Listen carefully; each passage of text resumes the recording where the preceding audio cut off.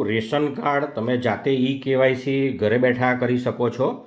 આ માટે તમારે જોઈશે તમારા રેશન કાર્ડનો 15 આંકડાનો નંબર, તમારું આધાર કાર્ડ એટલે કે આધાર નંબર 12 આંકડાનો, અને તમારો જે આધાર કાર્ડની અંદર જે મોબાઈલ લિંક કરેલો છે એ મોબાઈલ.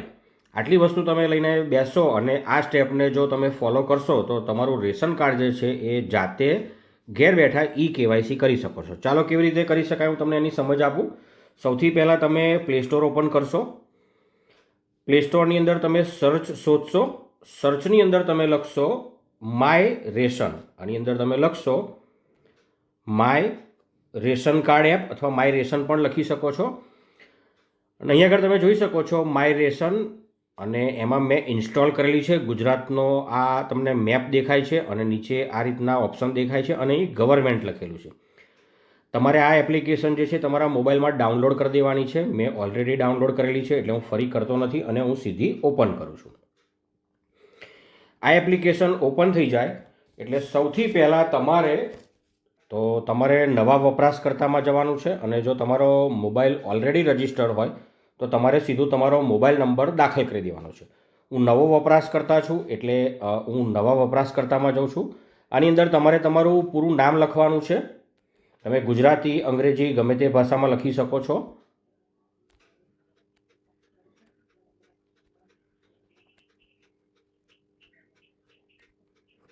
આખું નામ લખ્યા પછી તમારે અહીં તમારો મોબાઈલ નંબર લખવાનો છે.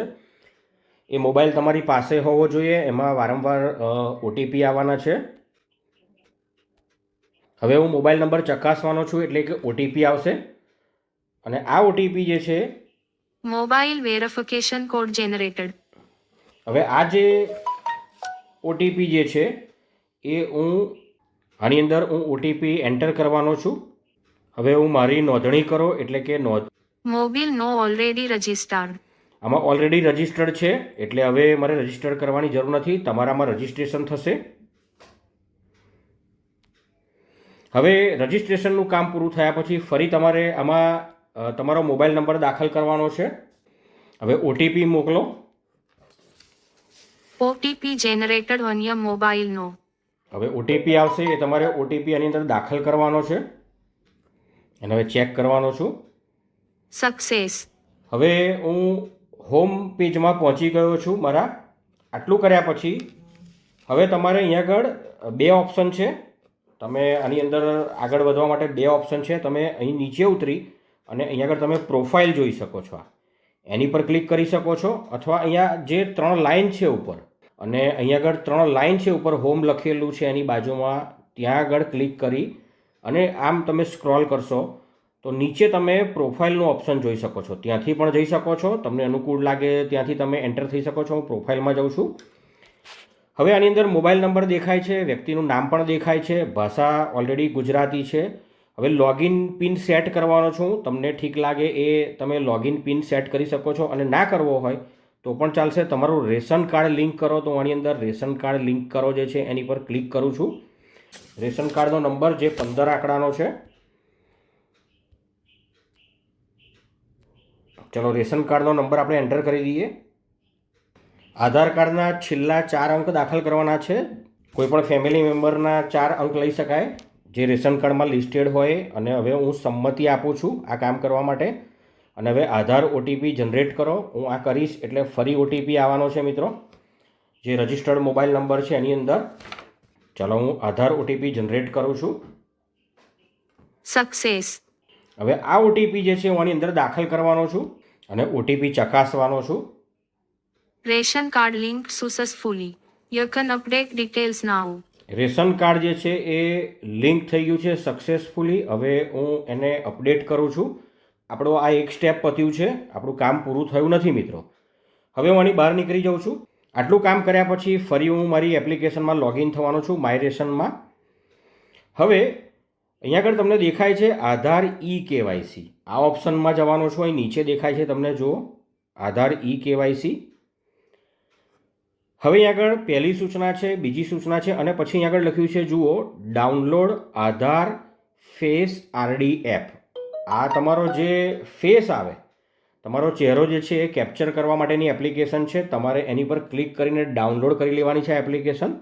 મેં ઓલરેડી આ એપ્લિકેશન ડાઉનલોડ કરેલી છે એટલે હું ફરી કરતો નથી. યાદ રહે, આ એપ્લિકેશન ડાઉનલોડ કરશો પછી ઓપનનું ઓપ્શન આવવાનું નથી, ખાલી આવું આવી જશે અનઇન્સ્ટોલ. પછી તમારે અહીંથી બેક જવાનું છે. આની અંદર હિડન રહેશે. હવે તમારે ફરી પાછું માય રેશનમાં જવાનું છે બેક કરીને અને સંમતિ આપવાની છે. ઉપરની સૂચનાઓ મેં વાંચી છે. આ ચેકબોક્સ પર ટેપ કરવાનું છે, ક્લિક કરવાનું છે અને કાર્ડની વિગતો મેળવો. આટલું કર્યા પછી હવે તમારે તમારું રેશન કાર્ડ પ્રોફાઇલ સાથે લિંક નથી. આ સુવિધાનો ઉપયોગ કરવા માટે કૃપા કરીને તમારું રેશન કાર્ડ લિંક કરો. એટલે આપણે હવે આપણું રેશન કાર્ડને લિંક કરવાનું છે. આની પર હું ટેપ કરું છું. રેશન કાર્ડનો નંબર લખવાનો છે જે 15 આંકડાનો છે.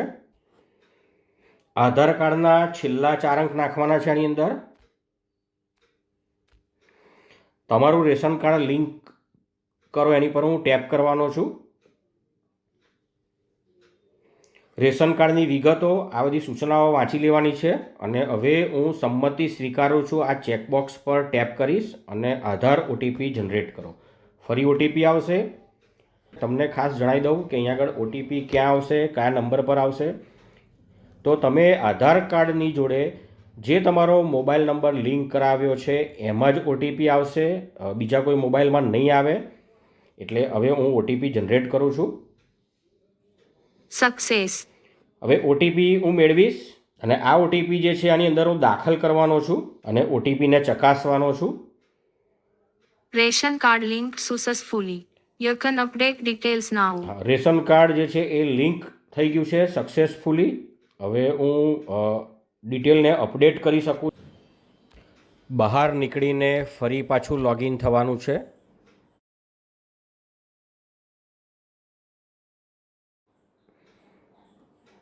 કોડ દાખલ કરવાનો છું. કાર્ડના સભ્યોની વિગત મેળવવાનો છું.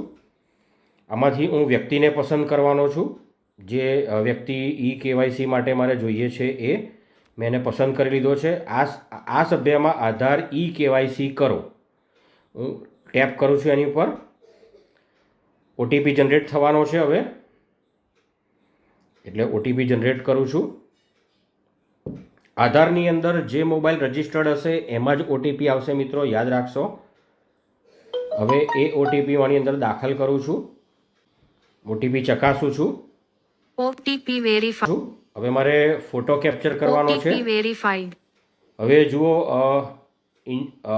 શરૂ થઈ ગઈ છે ને. હવે મારે જે વ્યક્તિનું કેવાયસી કરવાનું છે, જે વ્યક્તિનું આપણે આધાર ઓટીપી ને બધું નાખ્યું છે એ વ્યક્તિને એક પ્લેન દિવાલ પર ઊભા રાખીશું. ફોટો લેતી વખતે જે તે વ્યક્તિએ પોતાની આંખો જે છે પટપટાવવાની છે. આ મેં ચહેરો આની અંદર મૂક્યો છે અને આ ગ્રીન થઈ જાય એટલે એનો ફોટો પડી જશે. અને આ કેપ્ચર્ડ સક્સેસફુલી. અને અહીંયા આગળ જુઓ તમે બધી ડિટેલ આવી ગઈ છે અને નીચે લખ્યું છે હા હું મંજૂરી માટે કેવાયસી વિગતો મોકલવા માગું છું. અને હવે આપણે આને ચેકમાર્ક કરીશું, ખરું કરીશું અને મંજૂરી માટે વિગતો મોકલો પર ટેપ કરીશું.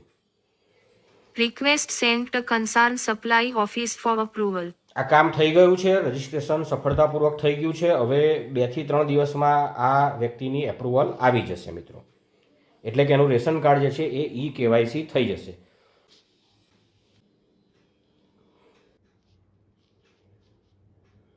બે કે 3 દિવસ પછી તમે જ્યારે ફરીથી લોગિન થશો અને આધાર કેવાયસીમાં તમે તપાસશો તો તમને નીચે આ રીતનું એક ઓપ્શન દેખાશે. જુઓ કેવાયસી સ્ટેટસ તપાસો અને એમાં તમારે તમારું સ્ટેટસ જે છે એ જોઈ શકશો.